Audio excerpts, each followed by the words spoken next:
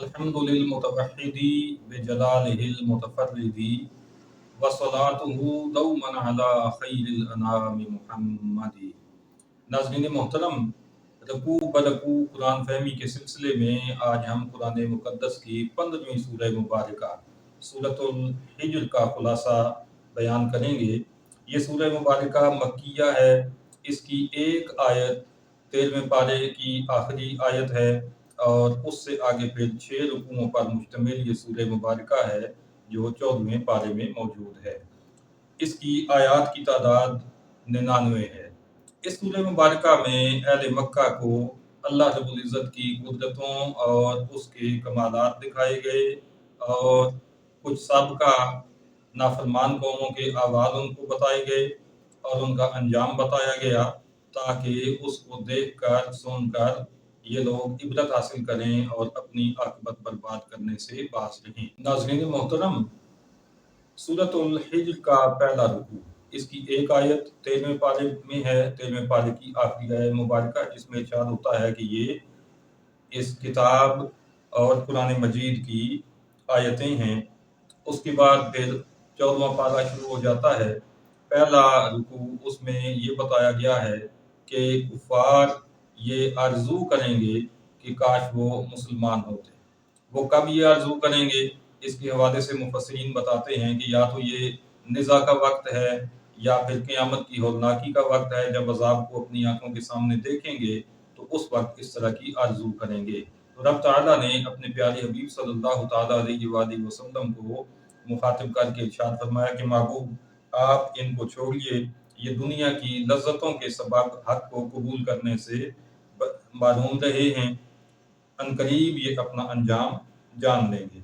کفار مکہ کی ایک شدید گستاخی کا یہاں پہ ذکر ہے کہ وہ کریم آقا صلی اللہ علیہ وسلم کو مجنون انہوں نے کہا، نعوذ باللہ، اور وہ یہ کہا کرتے تھے کہ آپ فرشتوں کو ہمارے سامنے لے آئیے، وہ آ کر آپ کی نبوت کی گواہی دیں اور آپ پر اترنے والی کتاب کی گواہی دیں تو پھر ہم مان لیں گے۔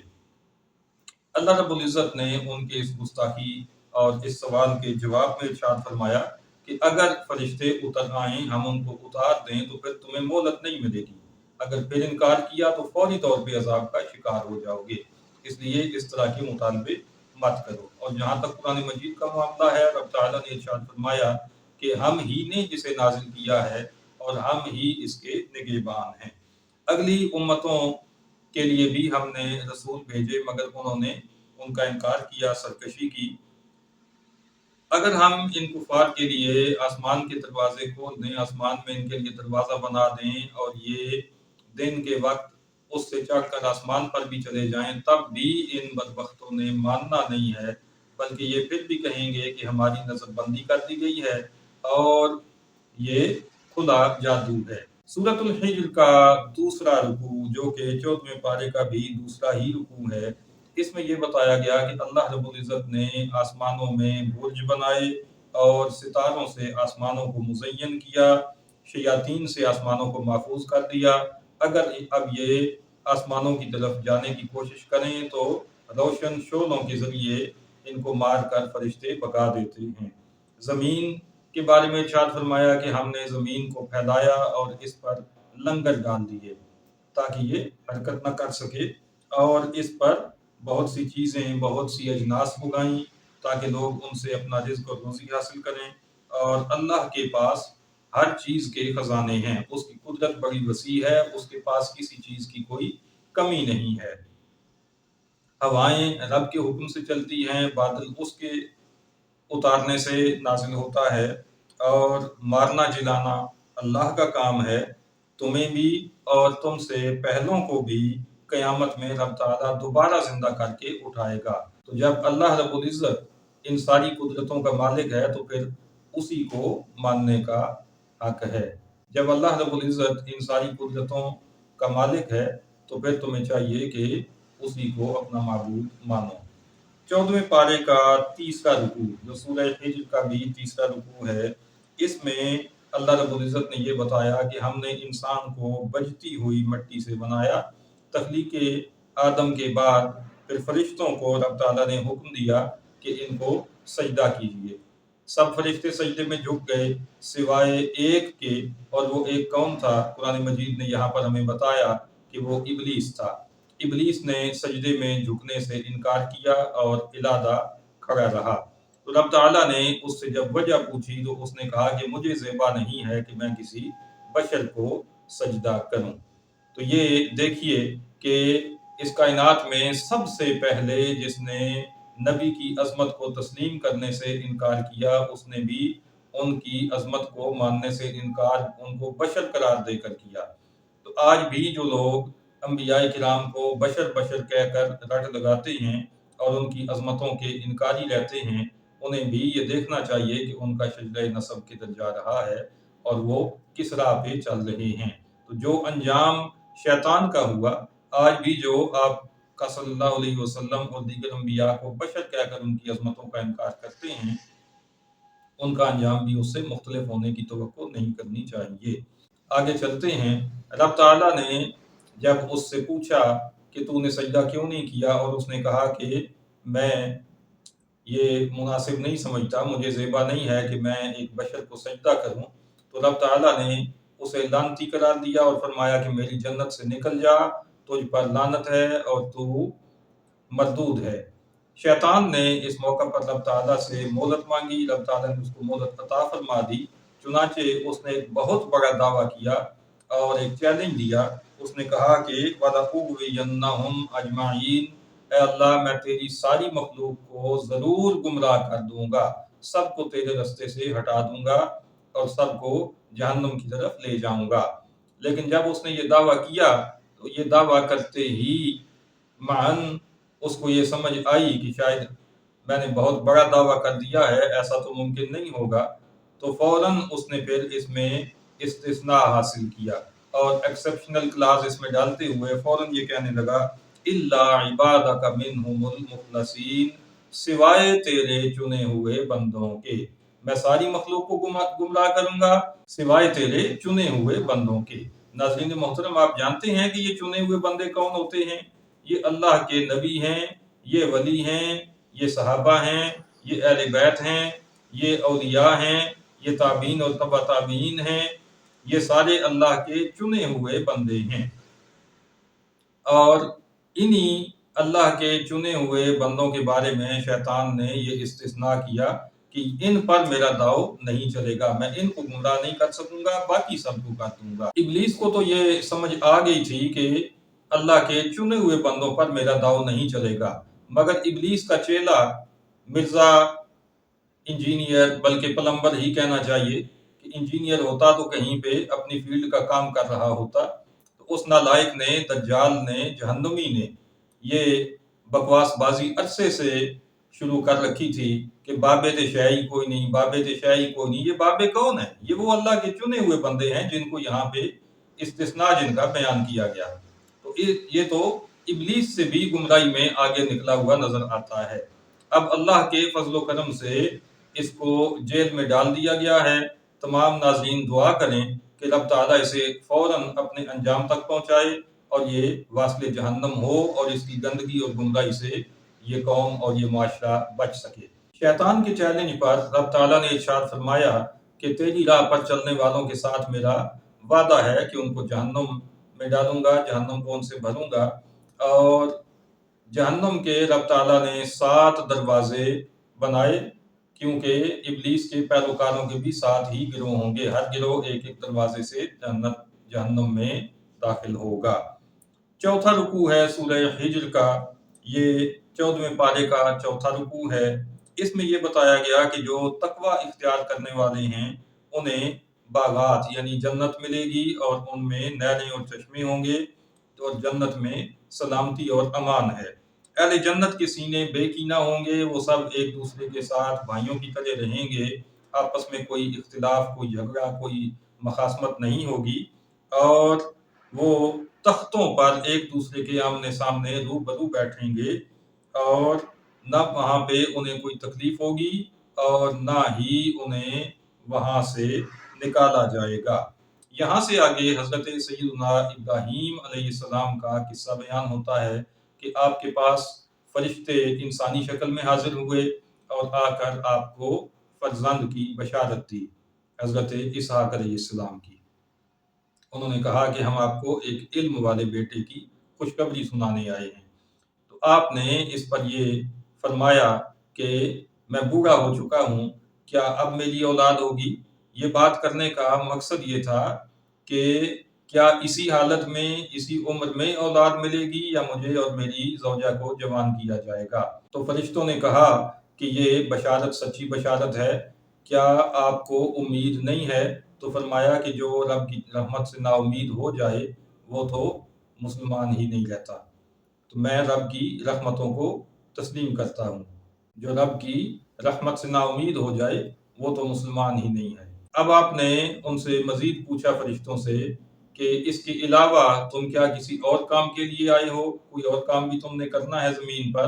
تو انہوں نے بتایا کہ ہم نے لوط علیہ السلام کی قوم کو عذاب دینا ہے، اور یہ بتایا کہ ان کی کافرہ زوجہ کو بھی ہلاک کر دیا جائے گا، باقی قوم بھی ہلاکت کا شکار ہوگی، اور حضرت لوط علیہ السلام اور ان کے اہل ایمان جو گھر والے ہیں ان کو بچا لیا جائے گا۔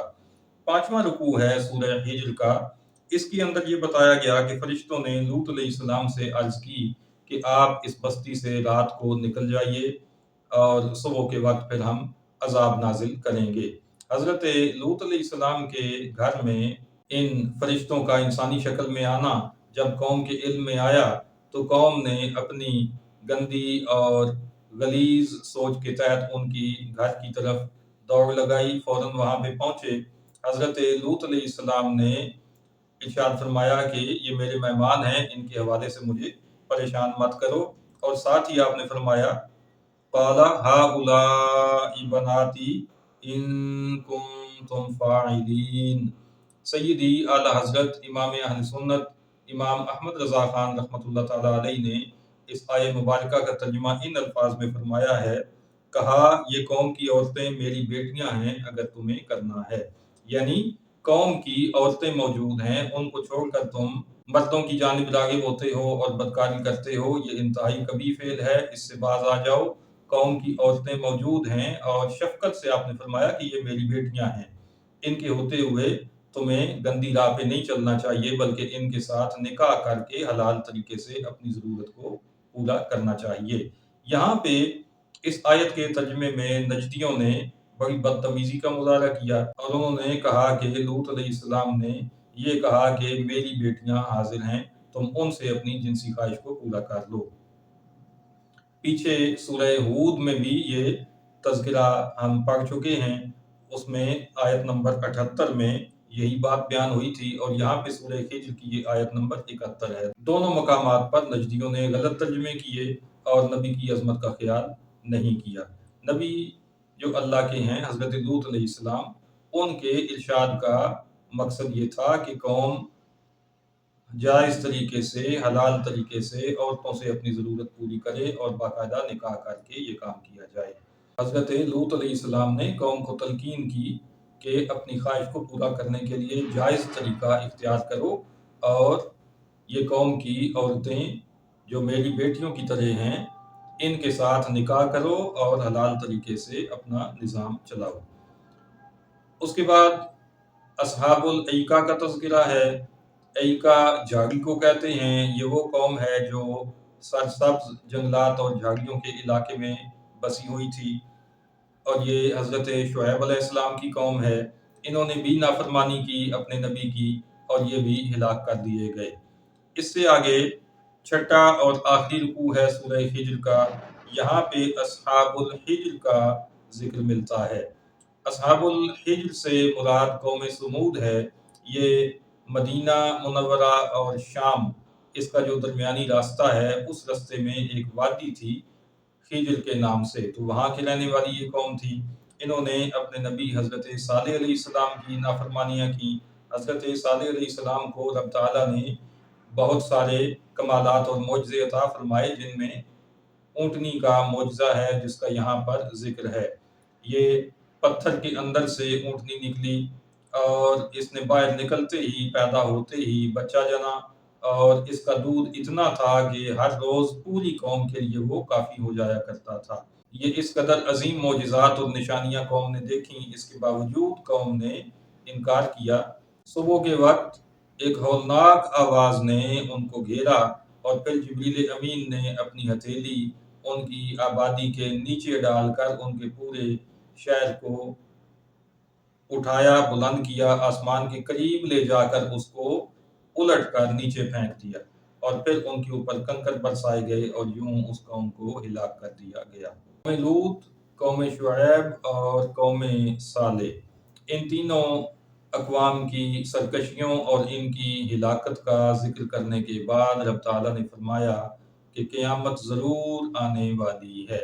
جس طرح وہ قومیں ہلاک کی گئیں، دنیا میں بھی انہوں نے عذاب کا مزہ چکھا، اور آگے پھر ان کو زندہ کیا جائے گا، حساب کتاب ہوگا، تو اہل مکہ کو یہاں پہ یہ واقعات سنا کر عبرت دلائی گئی کہ تم بھی اگر اپنی روش نہیں بدلو گے تو عذاب کا شکار ہوگے، دنیا بھی تمہاری خراب ہوگی، اور قیامت تو بہرحال ضرور آنے والی ہے، اس میں تمہیں اپنے کیے کی سزا بھگتنی ہوگی۔